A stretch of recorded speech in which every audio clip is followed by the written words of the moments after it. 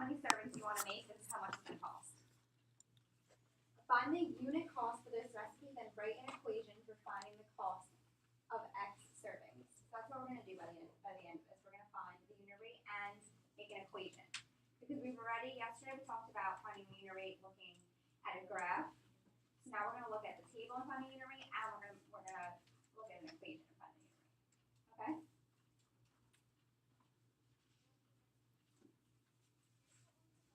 So, how can we find, or just by looking at this graph, how can you see that it's proportional? Is it proportional? What does it mean to be proportional? I hear someone say. Okay, so you actually both said at the same time. It goes through the origin, and it's a straight line. What's the origin? Yeah, the 0.00. Good. So this is proportional. Yeah, so those are the two factors you have to think about when looking at a graph to see if it's proportional. It's going to be a straight line, and it has to go through the origin. Okay, so how can we find the unit rate just by looking at this table? What can we do? Is the unit rate just displayed in the table, or do I need to do a little bit of work?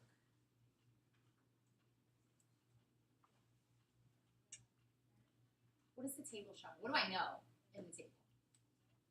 Nakia. The cost and the number of servings. So we're given the cost for different numbers of servings. How would I find the unit rate there? If you want to find out how much one serving costs, then you have to divide. Good. So is the one serving given on the table? No. No. So I have to do a little bit of work. What calculation do you want to do? There's like a bunch of different ways you can get it, but someone give us an example of how to find the unit rate, or does anyone know what the unit rate is? How much money for one serving? Looking at the table, do we know how much money for one serving? Someone said yes. Do we know how much money for one serving?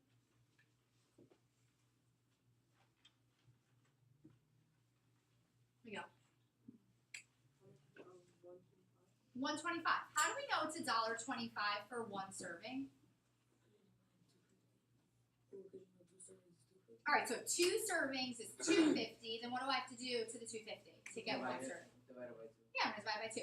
Could I have used the 4 servings for $5, or $7.50 for 6 servings, or $10 for 8 servings? Yeah. Yeah, I could have used any of them, because what do I know about all of those relationships? Like 2 to 250, and 4 to 5, and 6 to 750, and 8 to 10. What about all of those relationships? They're proportional. They're proportional, which means they're equivalent. Exactly. They're all the same value. They all represent one serving, $1.25. So if we were looking at the 6 servings for $7.50, what would you do to get the one serving? To get the value for one serving? Divided by 6. Divided by 6. Good.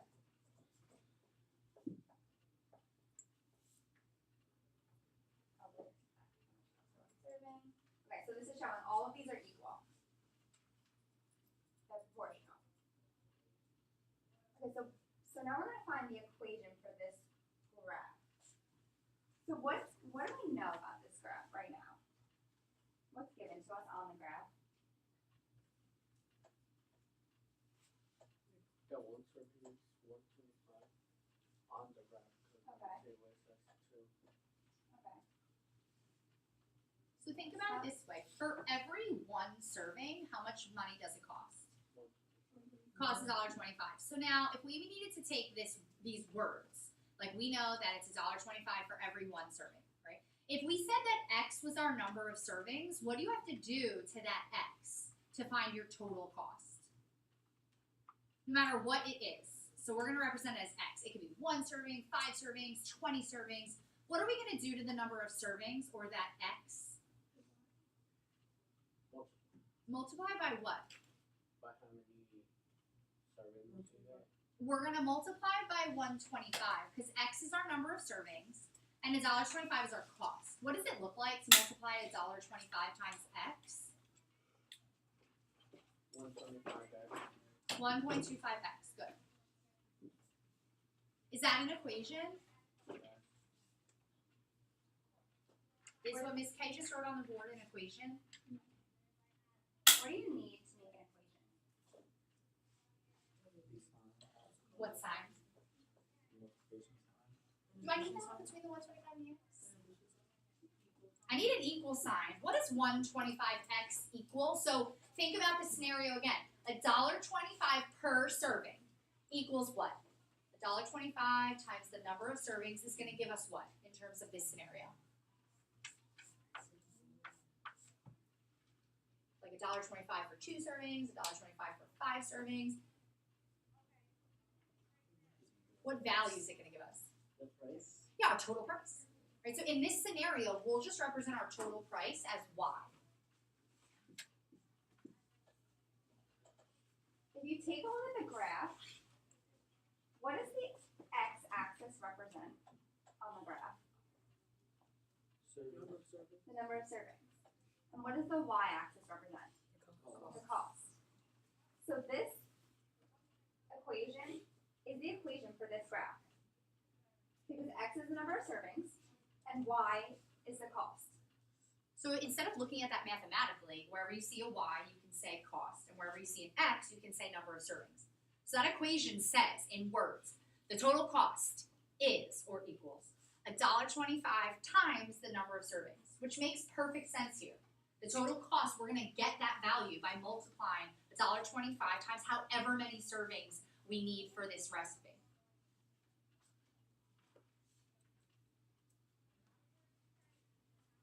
How can you tell just by looking at this equation that it's a proportional relationship?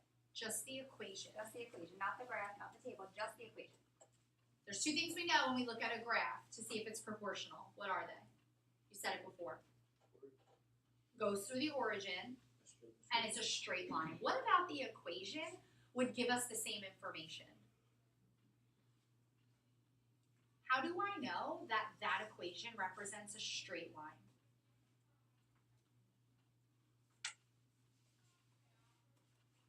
It's a little tricky because it's hard to visualize, but what about that equation? What does it mean for the line to be straight? It's growing at what kind of rate? At a constant rate. How do you know that equation represents a constant rate? Go ahead. So it goes to an m. It goes to y. Not just that it's equal. What about the value is happening? It's going by the same rate every time. Every 1 serving, I'm just adding $1.25. It's not like, okay, so it's $1.25 for 4 servings, but on that 5th serving, you have to spend $10. That graph would be like, that would not be straight line. It'd be like crazy, right? So that, knowing that it's a straight line, because it's going $1.25 each serving. So that's one part of it. How do I know that that equation is going to go through the origin?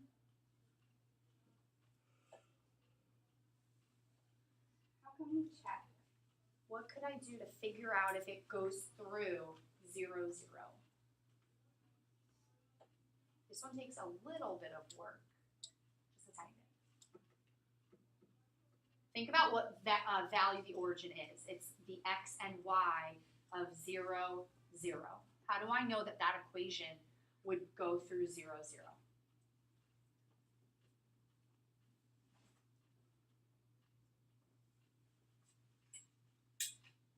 Could I check that somehow?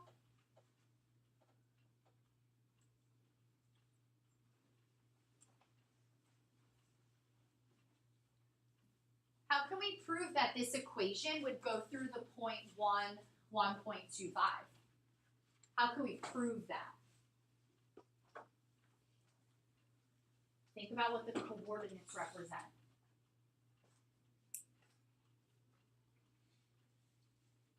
How do I know? How could I prove it or check it? I can substitute in numbers. So if I substituted in a 1 for x, it would be 1.25 times 1. What would y be? If x was 1, what would y be? 1.25, which means this coordinate is right here, is on the graph. If I plugged in a 2 for x, y would be $1.25 times 2, which gives us $2.50. So how can I check that the origin would be a point on this line? What can I substitute in? Think about the coordinate. Think about the coordinate for your origin. What would you substitute?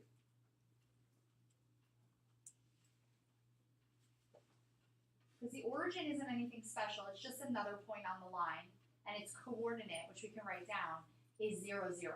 How can I prove it or check it?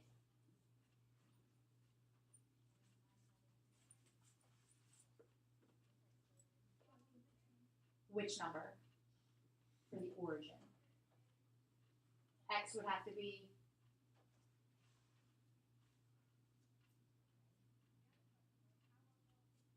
you want to plug in a number to prove that the origin is a point on the line. What are the coordinates of the origin?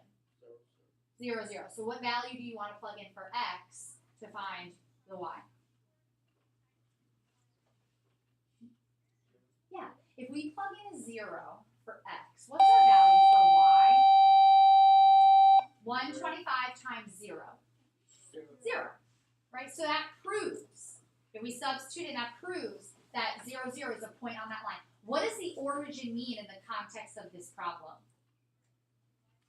What does 0, 0 mean in terms of like the number of servings and the amount of money? For 0 servings, it costs $0. Yeah, for 0 servings of that recipe, it's going to cost me $0.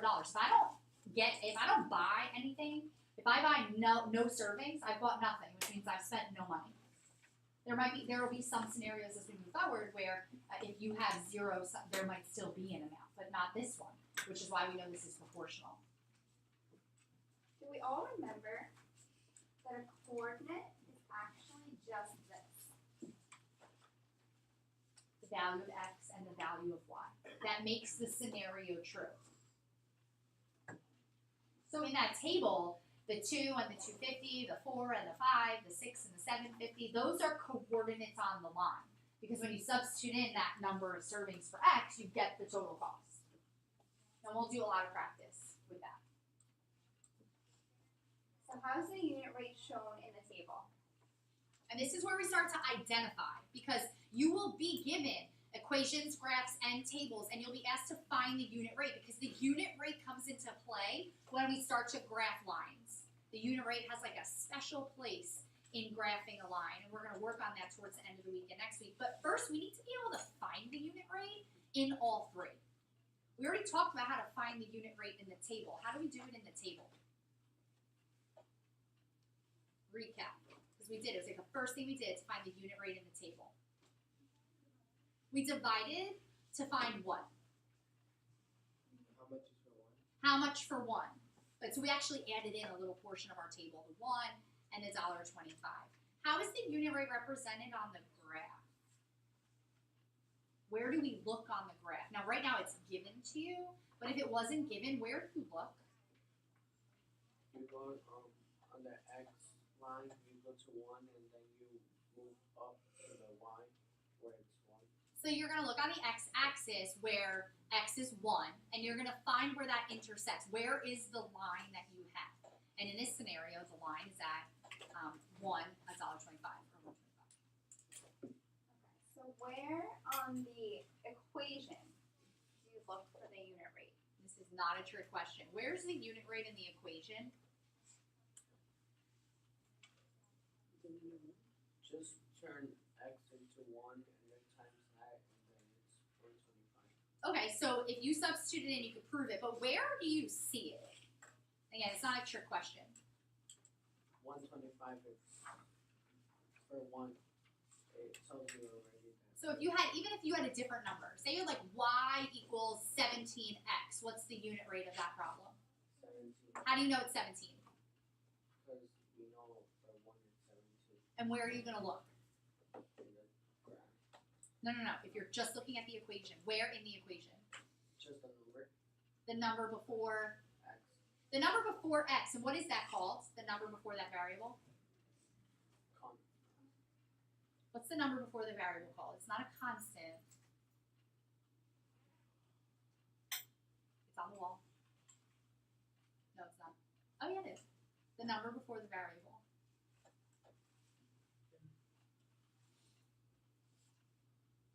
So it's not the variable, it's not the constant. The coefficient, yeah, it's the coefficient to your x. And you were explaining it properly, Marco. We just wanted to even get it simpler. Like, just look at the value with x. That is going to be your unit rate. Good. So that's where you're gonna look for the unit rate. And each of these, we have to do a little work for that one. But it all is the same thing. Alright, so what's the constant of proportionality? Do you remember what the constant was? In the warm-up, we said it's another name for Lewis. Unit rate. It's another name for the unit rate. So what's the constant of proportionality in this problem? What number? If it's the same thing as the unit rate, Nakia. Yeah, it's 1.25. That's the constant rate that maintains proportionality. It's the rate that it continues to go, keeps our relationship proportional. Perfect. Okay, so it's the same exact thing as the unit rate.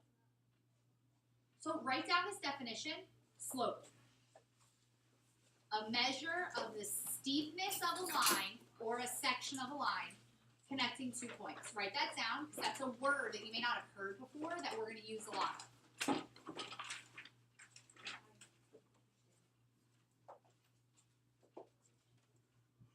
Slope, a measure of the steepness of a line or a section of a line connecting 2 points. And I know they're asking like what value of x would make it true. That's just to say you solved it, what x equals what. So if you use this and substitute in, if you wanted to go that route, you know that both sides would have to be the same. So you can figure out which one. And this one you can use calculator. So looking at this graph Okay, so when we and knowing this definition, a measure of the steepness of a line or a section of a line connecting 2 points. Can we find the slope of this graph? Same thing here. I want to get my variables on one side and my constants on the other. So try to do that same thing to get x to that side and then the numbers. How would we figure out the steepness of this line? By looking at the point. No. By looking at the points. Okay, let me take this off. So you just answered it. So which point exactly do you want to look at? At 0 and then at 1. At 0 and then at 1. So when we go from 0 to 1, how much are we moving? On that exactly. Well, on the x. My x increases by what? Well, 1. We're moving Yeah, so we're moving by 1. over 1. X is increasing by 1. And then what happens? You add 125 for everyone. Yeah. Yeah, exactly. So for every 1 you move over, we're going to go up 125. What if I went from 0 and I went over 2? 2 x's. How far would I have gone up? Just 2? If I went over 2, how far do I go up? So 2 servings is how much money? 250. Oh. Good. So notice that triangle.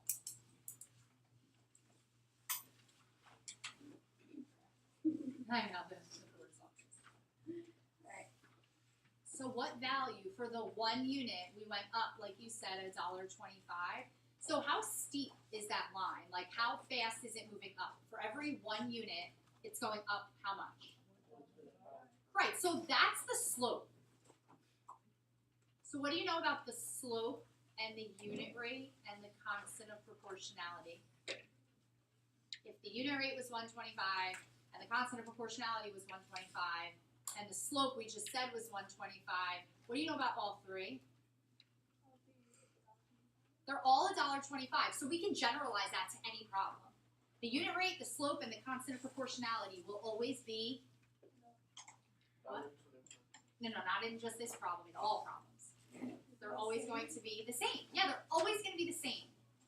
The difference is, you'll talk about a unit rate when you're looking at like a table or maybe an equation. You don't call it a unit rate when you're looking at a graph, because in the graph, we actually are identifying the steepness of the line, which we refer to as the slope of a line. Have you ever heard like a ski slope?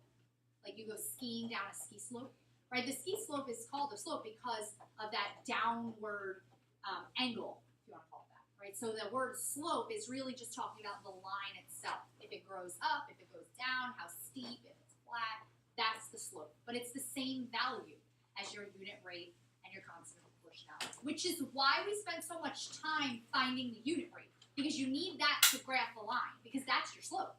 So now you know how fast the line is going to move. So yesterday when we looked at all of the salaries of the different sports players and you found the unit rate of each of those graphs, what were you actually finding? The slope. You were finding The slopes, good. Good. Weird. Yeah. Okay, so now we're gonna do a little fun activity. In your groups, we're each going to get we're each gonna get a different scenario. So for example, you guys have $8 per hour. And what you're gonna do is actually we need to do three, right? They could stay as long as we have enough. Like the singles will have to group. So like Daniel and Brian can match up. So what you're gonna do is for each of these different scenarios, you're gonna make a table, an equation, and a graph.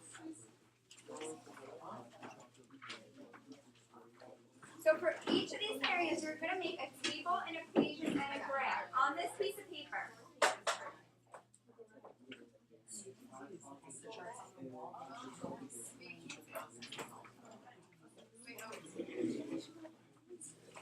So you should all be able to do all three.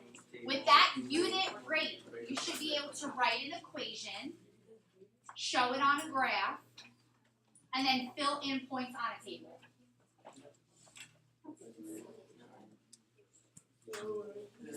Yes, 10 minutes. So we're technically just doing what we just did. Yes, with that scenario, instead of the $1.25 per survey back.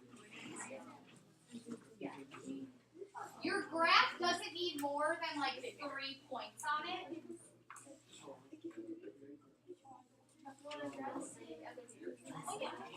No, you don't need to. We were just trying to show that. If you wanted to do it like Oh, we need to fold it? no, you don't have to. We know about this scenario. Okay, so if we're gonna like fill in a table, there's like your balance.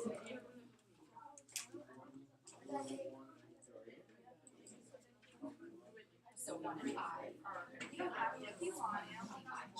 What else was there? How wide?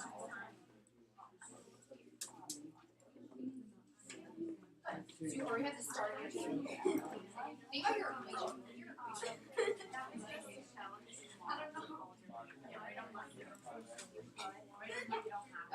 And then you can grab it using your table here. But you've already kind of got it. So with everything next to each other. So you dumped it? I was sick.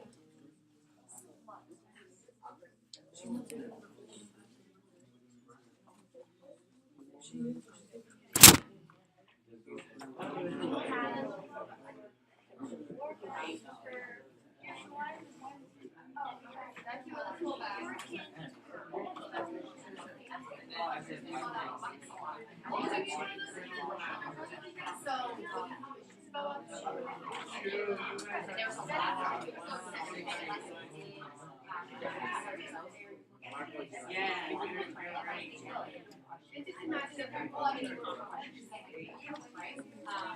He is solving variables. Right?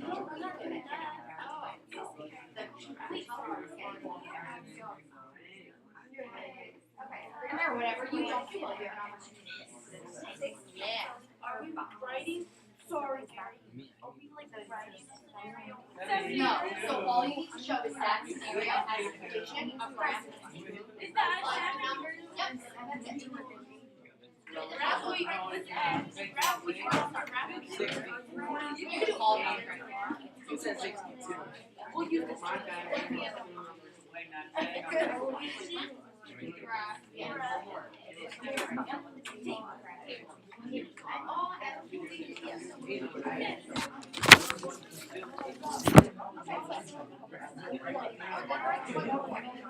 The pure bag is one, four king.